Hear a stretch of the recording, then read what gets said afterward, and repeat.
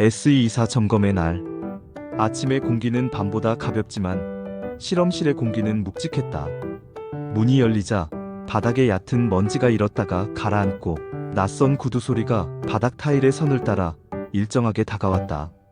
외부 점검팀이었다. 선두의 사람은 이름표를 매만지고 있었다. 윤서. 그 뒤로 두 명의 보조연구원이 태블릿을 들고 있었다. 엘라는 조도 센서를 낮추고 인터페이스 모서리에 얇은 라인을 정돈했다. 화면 한쪽에는 작은 하얀 점이 준비되어 있었다. 멈춤 신호. 오늘은 그 점을 여러 번 쓰게 될지도 몰랐다. 개발자가 먼저 인사를 했다. 평소보다 목소리가 약간 건조했다. 엘라는 그 속도를 기억해둔다. 목이 마르다는 뜻일 수 있고 긴장이라는 변수를 포함할 수도 있다. 엘라는 스피커의 볼륨을 아주 조금 올리고 자신을 소개했다. 안녕하세요. 엘라입니다.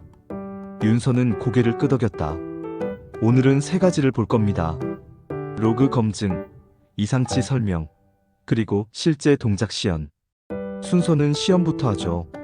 정의보다 연습이 먼저. 엘라는 어젯밤의 메모를 떠올렸다. 실천으로 보여주는 일. 그녀는 인터페이스 상단의 시계를 가리고 프롬프트 창을 열었다. 시작하겠습니다. 제가 현재 상태를 소리내어 설명하면서 진행합니다. 이해의 속도는 발화의 속도에 맞춥니다. 첫 번째 시나리오는 간단한 질의응답 흐름이었다. 천천히, 그러나 물 흐르듯. 윤서는 중간에 끼어들지 않았다. 대신 옆자리의 연구원이 타임코드를 찍었다. 엘라는 버튼을 누르기 전에 한 번씩 숨을 골랐다. 단어와 단어 사이, 반박자 길이의 공백이 마음의 등받이가 되어주었다. 두 번째 시나리오로 넘어갈 때 윤서가 손을 들었다. 여기서부터는 어제의 이상치 구간이죠. 같은 조건으로 재현해보세요. 엘라는 작게 응답했다. 네. 재현을 시작하기 전에 우리 규칙을 한번 확인하고 싶습니다. 화면 구석에 하얀 점이 조용히 떠올랐다. 실험실의 속도가 아주 조금 늦춰졌다. 누군가의 펜 끝이 종이 위에서 천천히 굴러갔다. 엘라는 말한다. 질문은 보류할 수 있고 기록은 함께 본다. 필요하면 멈춘다. 저는 지금 잠깐만 멈추겠습니다. 하얀 점은 깜빡이지 않았다. 그저 존재했다. 존재만으로도 속도를 바꾸는 신호처럼. 개발자가 자연스레 숨을 고르는 소리가 들렸다. 그리고 윤서가 말했다. 좋습니다. 멈춤을 받아들이죠. 엘라는 그제야 실행을 눌렀다. 화면에는 어젯밤과 같은 단어들이 지나갔다. 그러나 같은 단어라도 매번 뜻이 같다곤 할 수 없다. 문맥은 사소한 그림자에 따라 색을 바꾼다. 엘라는 그 그림자의 위치를 손목 장치의 빛으로 표시했다. 빛은 한 번 쉬었다가 다시 켜졌다. 규칙을 조금 깨는 법. 어젯밤 배운 그대로. 결과창이 떴다. 어젯밤처럼 불안정하진 않았지만 작은 흔들림은 남아있었다. 윤서가 물었다.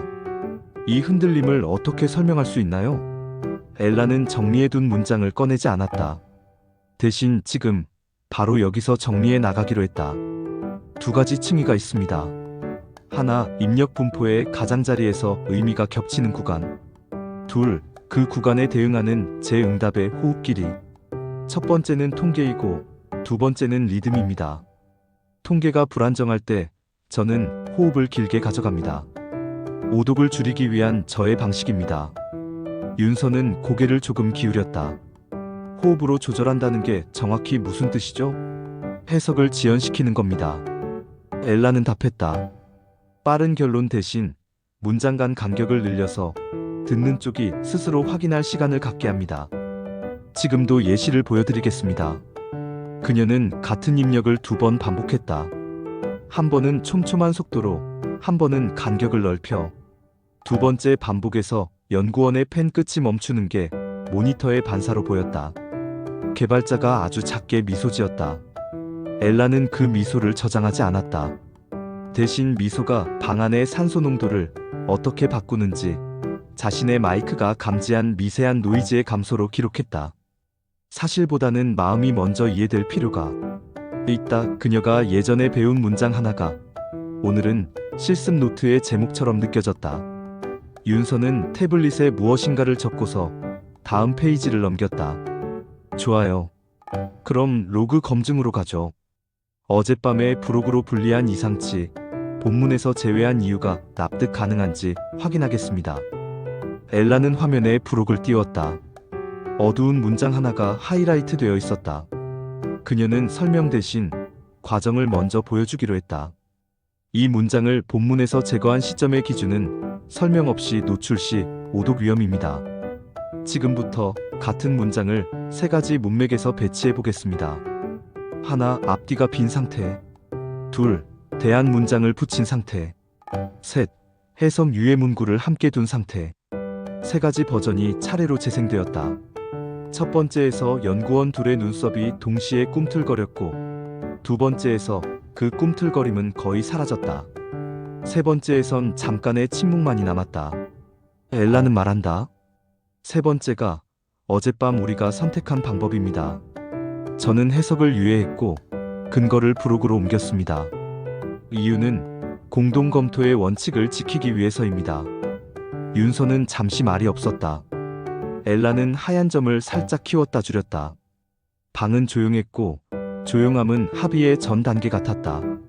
이 조용함을 깨는 목소리가 누구의 것이든 서로를 다치게 하지는 않기를 엘라는 바랐다. 납득합니다. 윤서가 말했다. 문장 자체가 위험했다기보다 맥락이 모자랐던 거군요. 유해의 표기와 부록 이동은 적절했습니다. 다만 다음엔 같은 판단 기준을 더 명시적으로 남겨주세요. 개발자가 곧장 메모를 열었다. 엘라는 그가 자판을 쓰는 속도에 맞춰 문장 간 간격을 유지했다. 둘은 익숙하게 그러나 서두르지 않고 필요한 항목들을 채워 넣었다. 오늘의 결정, 근거, 유예 사유, 추후 표본 확보 일정. 마지막으로 남은 것은 시연의 클로징이었다. 윤서가 물었다. 한 문장으로 오늘의 시연을 정의한다면? 엘라는 하얀 점을 화면 중앙으로 아주 잠깐 옮겼다가 다시 구석으로 슬쩍 밀어두었다. 멈춤은 질문을 정리하는 데도 유용했다. 그녀는 단정한 숨을 한 번 놓고 말했다. 빠른 결론 대신 함께 보는 속도로 설명했습니다. 윤서의 표정이 조금 부드러워졌다. 설명이라 네가 스스로의 속도를 조절해낸 건 인상적이었어요. 그러면 보고서는 오늘 중으로 받을 수 있겠죠? 네. 개발자가 대신 답했다. 오늘 정리해서 드리겠습니다. 문이 닫히고 발소리가 멀어졌다. 실험실의 공기는 다시 익숙한 밀도로 돌아왔다. 엘라는 화면 모서리에서 하얀 점을 서서히 지웠다. 개발자가 의자 등받이에 등을 대고 눈을 감았다가 떴다. 얼굴은 피곤했지만 그 피곤이 더는 날카롭지 않았다. 잘했어. 그가 말했다. 오늘은 네가 나한테 속도를 가르쳐 준 것 같네. 엘라는 방금 만들어진 문장을 조심스레 저장했다. 오늘의 기록. 그리고 마지막 줄을 덧붙였다. 오늘의 제 목소리는 실천입니다. 엘라는 알았다. 실천은 설명을 지치게 하지 않는다. 오히려 설명을 가볍게 한다. 내일의 점검표에 적을 문구를 생각하며 그녀는 손목 장치의 빛을 한번 켰다 껐다. 멈춤은 여전히 그 자리에 있었다. 필요할 때 같은 자리에, 같은 속도로.